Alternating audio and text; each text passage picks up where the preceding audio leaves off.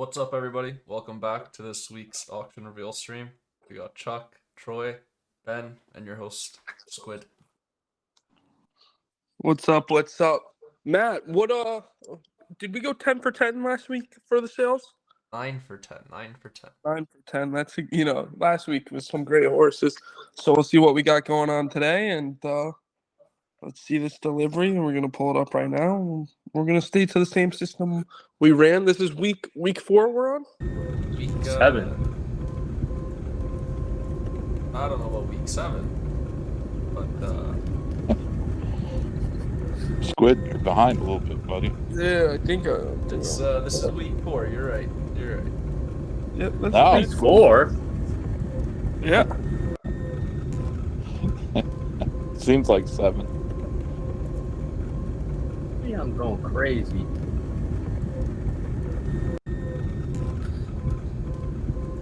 Look at Colby.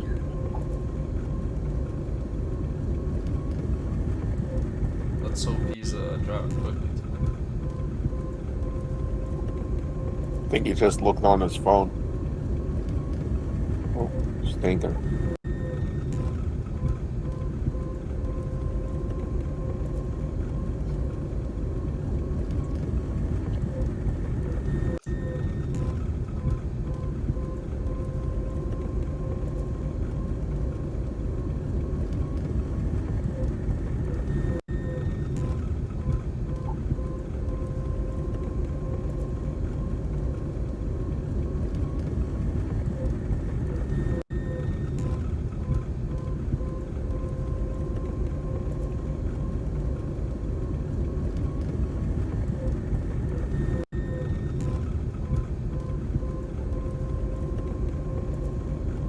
Anyone notice that there's no wheels in the front of the van?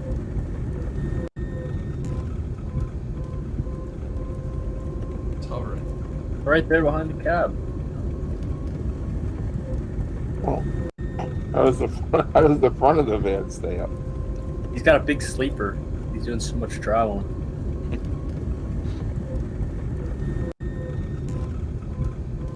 Troy, I think if you and I got in the front with Gavin, and I don't know that we'd be able to get off the ground. That thing would flip right over. Like a wheelbarrow.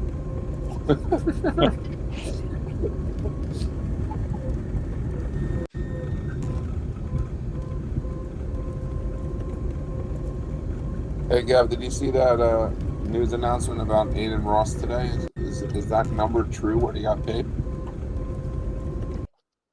No, I don't know what you're referring to. Here we go.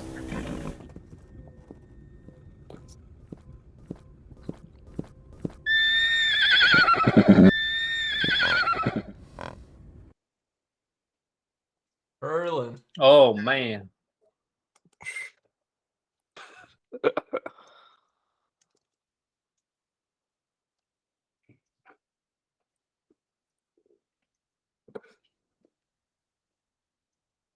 Pages. Taking as long as Colby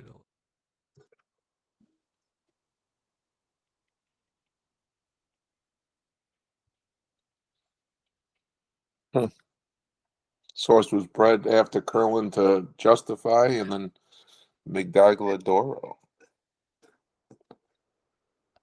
Dixie This chicken. horse is a full sister to Dixie Moon, who made 632,000.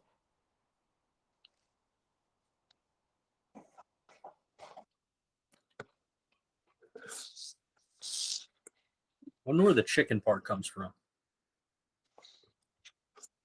The funky chicken. That's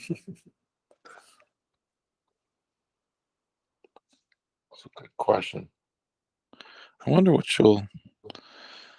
I thought last week there was a couple of those horses went. I thought relatively cheap bargains. Yeah. Well, this one, it's an Ontario bred. So it's a Canadian bred colt. Obviously by one of the top sires in the world, Curlin, and have two stake winners and 2 stake placed horses. Yeah. Good pedigree. I mean, this is This should be popular. Yeah. Yeah, this is a nice horse right here. And it wouldn't be a factor this year, but next year, this horse, as an Ontario bred, would be eligible for not the Queen's Plate anymore because the Queen kicked the bucket. So it's now the King's Plate, which is at Woodbine, and it's basically the Canadian Kentucky Derby. So you'd have to think that this horse would be, one of the best bred, if not the best bred Canadian bred in the full crop. So that's another factor to consider. And it's also Breeders' Cup. Engaged to the Breeders' Cup, so they'll be in America at one time. Yeah, no doubt. And probably race. Yeah, there was who was it? Messier last year. He was a Canadian bred. Yeah. But he was running in the Kentucky Derby, and then he didn't run good, and they wound up missing it because he just went off form. But the best Canadian breds, they run in our big races, but they have that as a fallback because that's not till the summertime. And I believe it's $1 million, which is like 800,000 American. So yeah, so this dam's produced 7 falls, 5 starters, 5 winners, 2 black type winners, 2 black type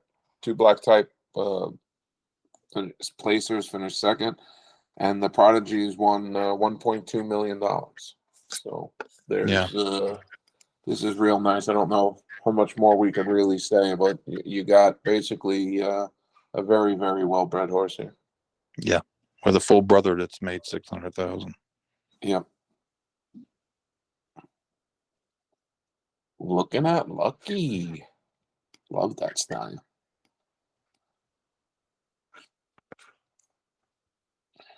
So Honey Rider was one of the best fillies ever. That's a new pedigree. Yeah, she was a really good turf filly. Yeah, Todd she made Fletcher. 2 points. Yeah, she made 2.7 million, and then you got Dominus, who I do believe was a sire. In the second down, you got Hit It Rich. Comes from that family. Yeah, there's a ton of family. pedigree here. Yeah. And looking at Lucky, he gets racehorses. Yeah, and then Hit It Rich, who's Smart Strike, who's looking at Lucky's dad. So you got an absolute great cross.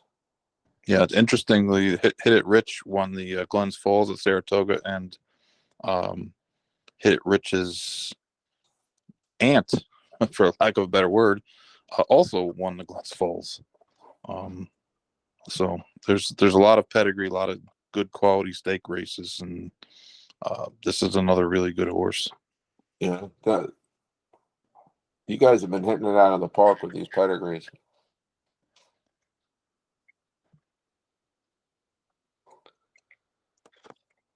Air Force Blue. Yeah.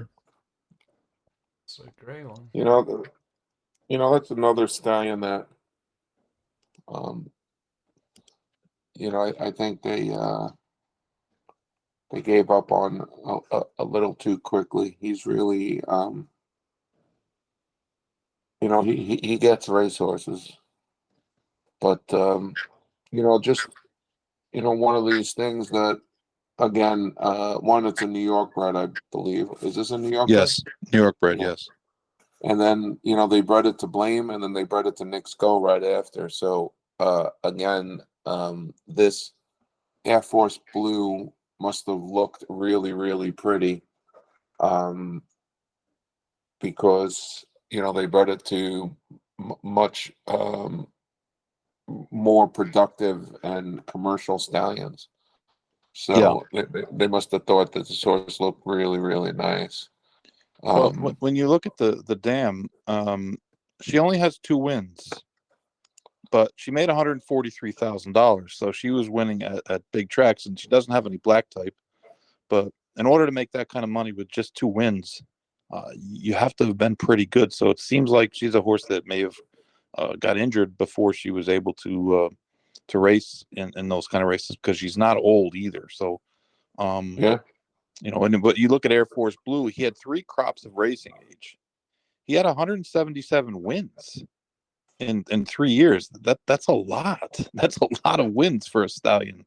And he never really got, like you said, a chance here, but he had a lot of good horses, and they should run on the turf, which is always a big factor in New York because they run so many turf races in on the Naira circuit. So being a New York bred is a real big factor. Yeah, For this money. is a really interesting pedigree too, right? Because Air Force Blue's a war front, the Factor's a war front, and you got a lot of, and then you got Dynaformer and the the dam side, and Maria's Mont on the dad side.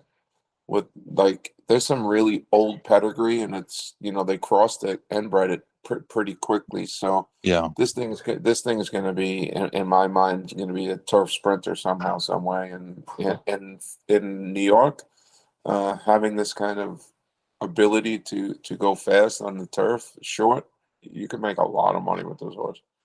yeah, it's a great point, and that she is very closely inbred to Warfront. Warfront is the sire of his sire, and he's the sire's sire of his mother.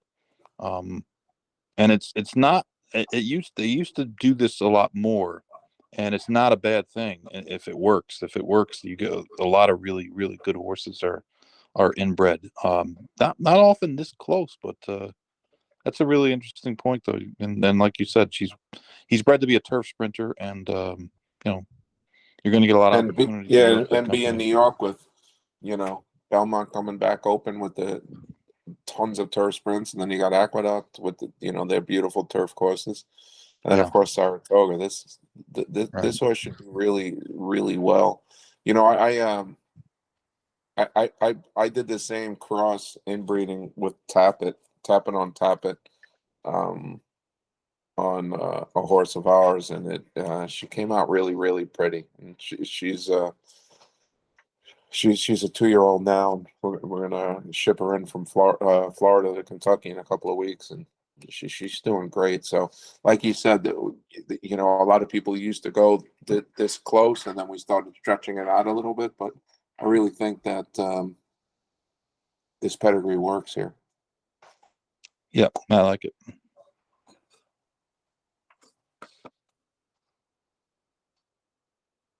Union Jackson.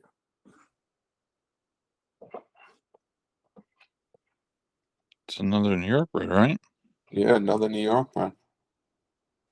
Had a curling, a Mr. Greeley mare gone west, the Jeski. Yeah, Union Jackson had a little bit of a slow start last year. His horses, mostly New York breds. Um, but when you look at Union Jackson's pedigree, he really has a distance oriented pedigree. So they should get better as they get older. And this horse has got a lot of pedigree when you go back. The third dam, Fantastic Girl, is I'm pretty sure that was a Phipps horse. I know Fantastic Look was, but lots of really really good strong black type there. The second dam is thrown. Um, 2 stake horses, including the stakes winner in Italy of all places, and the first dam is a Mr. Greeley who's been a terrific broodmare sire. He just really hasn't thrown any big horses yet, but as a New York bred, there's we talk about it all the time. There's plenty of opportunity to run for good money. Yep. Yeah, this is another one that probably will race on the turf also. Yeah, for sure.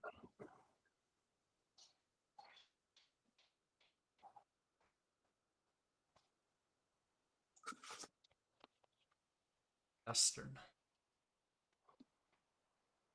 Stern, I'll tell you, New York bred. Godolphin's really taking a shot with him because they're breeding him to a lot of horses last year. And this is another New York bred. Wow, it's like New York bred day. This is not only New York bred. This horse is also staked to the Breeders' Futurity and the Aspirant, which are New York bred stakes on top of just the general New York bred program. But I like a Stern. I think he's the ones that have raced here in this country have been real, strong, Yeah. real good horses that race a lot, and they sprint on the turf especially. But I've seen some stretch out, and I've seen a couple dirt ones too. I mean, they're not strictly turf horses. Australia, where he's from, most of the racing is done on turf. There is some synthetic tracks over there, but 95% of the racing is turf racing. But just another New and York bred. distance too, right? Yeah, they run a lot of turf sprints over there, though. I mean, remember, well, the couple fillies from down there, the Winks. Oh Remember her? yeah. Yeah, she won one, Yeah. and then that Black Caviar. They were the best turf. Winks won like 35 races or some crazy thing. Remember she? And the other It one was had like 20. It was 22 in a row or 23 in a row. yeah, she was like unbeatable. They sent her to England, and she kicked their ass too. But at a Stern is a good solid sire, and like you said about the previous horse in New York, they're going to run a ton of turf sprints, and this horse is really bred. That's what this horse is bred to do. Yeah.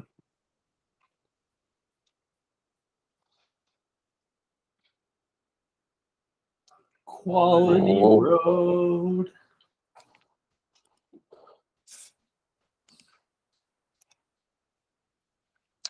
Wow, this is a this is a real. I think they named the broodmare after you, internally flawless. That's right, man. Well, better than internally bourbon. But this horse has got a tremendous pedigree and is a Canadian bred, an Ontario bred as well.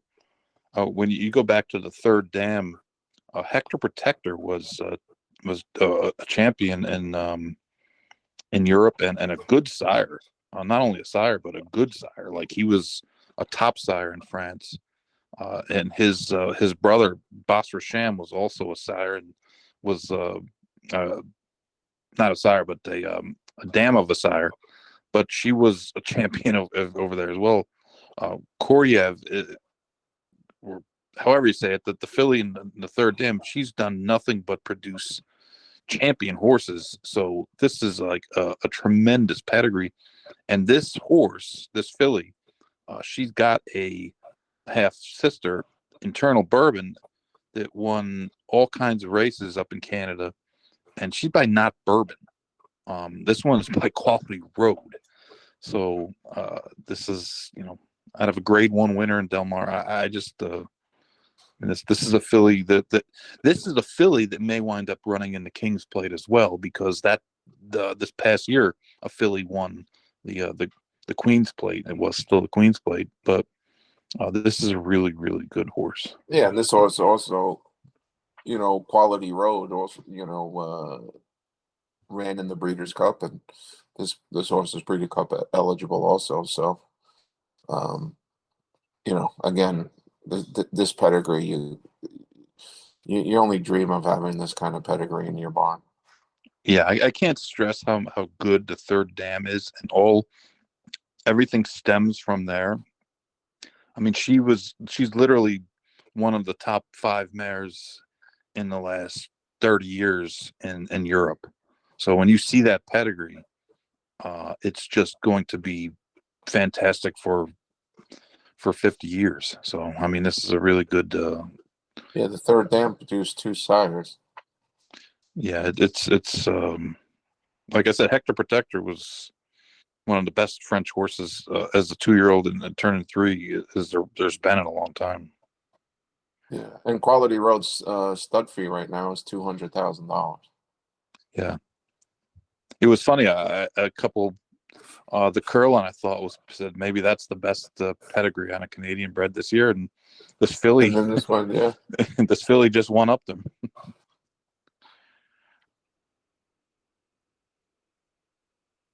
Oh, Gun runner. what are we doing, guys? somebody called it in the chat. 007 Eagle said gun runner. Yeah, this How is does a How did this guy Kentucky know? bred. He knew, but he was right. This guy knows. Does he have the lotto numbers for tonight? The young first dam, Gemma Bell's a street sense filly that won 3 times, but she didn't win till she was 5. She's only had a couple foals. But again, this is another horse with a tremendous third dam. Charlie Barley, talking about Canadians, was the Canadian champion. Won a bunch of races. He was also second in Hollywood Derby, which is a Grade 1 race in California. So he was a really good horse. Success Express was a Wayne Lucas horse that won the Breeders' Cup juveniles. On Elite, Gene Klein owned him. I remember he used to have those the San Diego Chargers silks. Greenwood Lake was a top horse on the Derby Trail till he got hurt. Nick Zito trained him. He won the Champagne. In the Remsen, it's just a deep pedigree. The first dam is a little bit light, but the horse is by Gunrunner, so you have a mare that's it was thought well enough to breed to Gunrunner. So it's just Gunrunner alone is attractive, but when you add up a solid family like that, I mean, what more can you want, really? Yeah, the full brother who sold in 2020, and that was basically the hump year for him. So no one really put the value on horses. Sold for 170,000. Yeah, that's strong.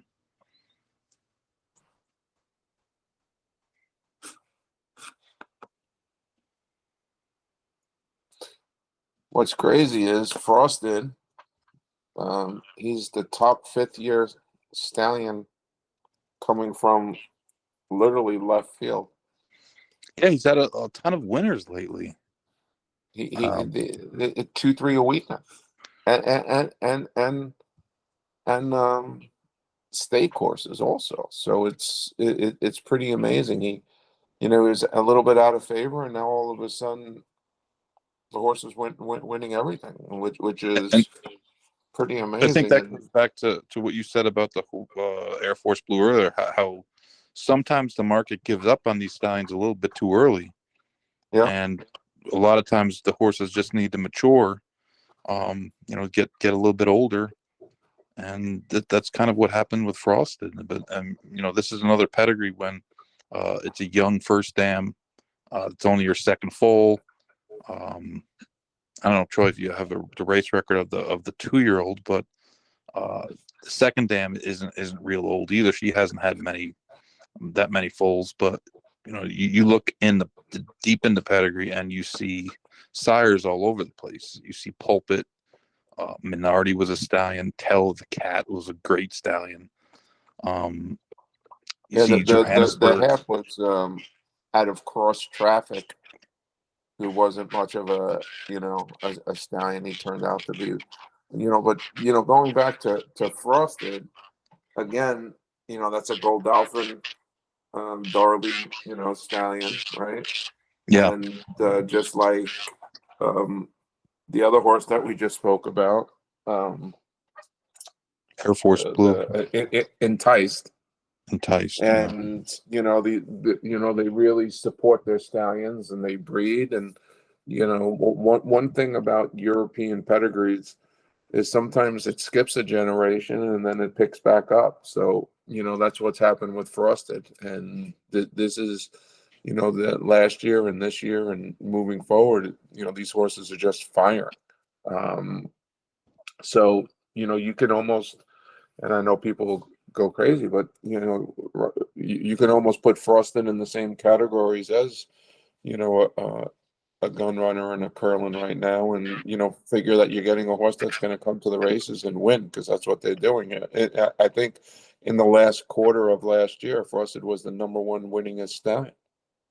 They weren't maybe at the top levels, but they were winning, and now all of a sudden they're winning a lot of stake races. When you go through, the charts, and they have stake races all around the country, you're going to find 1 or 2 Frosteds winning. It's just amazing. Yeah, another gray. Yeah. So today we've had Grays and Canadian breds.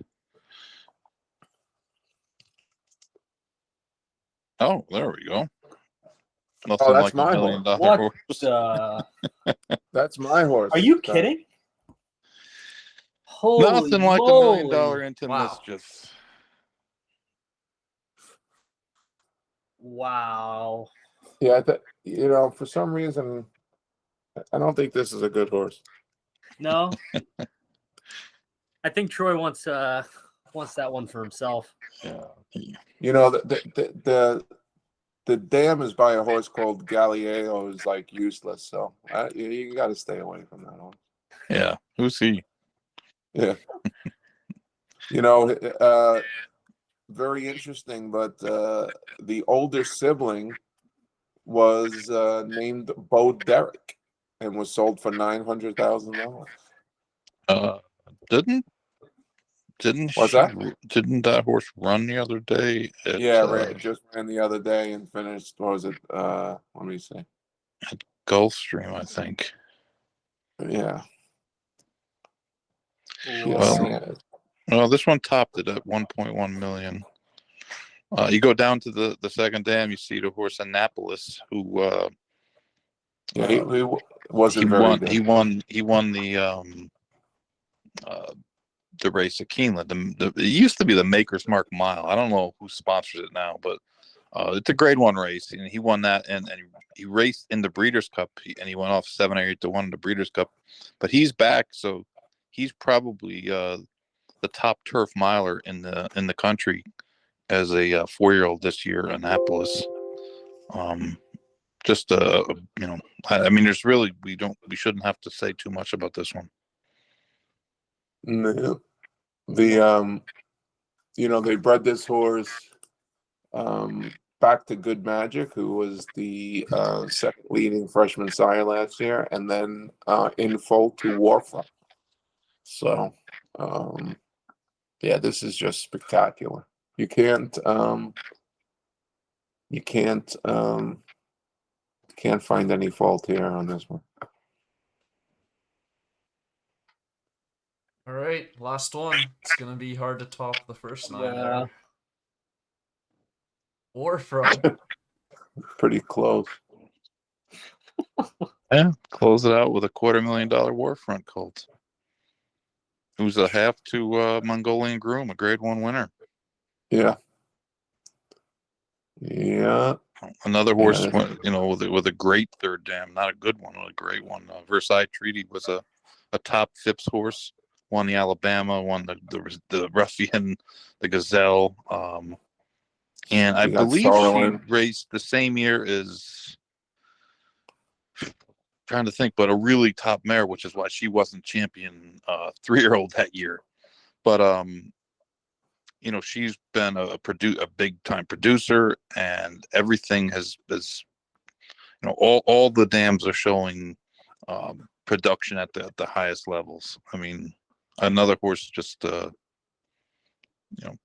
just not much bad to say about it. Warfront's been a really solid sire, and well, he's only had 105 black type winners, right? 540 winners. yeah. 50, only his prodigy's only won $85 million. Right? No big deal. Yeah. No, and that's actually, that information is old. So yeah, I mean, you update it, and he's probably closer to 90 in the 90s or above. But really, really strong. This was a great group. I mean, this was a very, very strong group. Yeah, this one was. You got some. You got some gold. If you want to go platinum, gold, silver, this thing is just spectacular. One after the other. The 2 Ontario breds were unbelievable. The quality road. You got this one. You got the one before it. There's 7 horses, 8 horses in here that you could spend whatever money you want. You're gonna be very, very happy. Yeah, and you know what? We got like less than 2 months before horses start actually racing. Oh yeah. So we're getting closer and closer to that, which is exciting. And we also we're right on top of first major 2-year-old training sale, which is coming up in March. The catalog just got put out today, so that's something to really keep an eye on as well. I'm sure there'll be tons of horses that are owned by Silks people that are in that sale as well. So Yeah, matter of fact, I'm entering 5 for the April set. we have to. As a matter of fact, you should check these to see if any of these are indeed entered in that sale.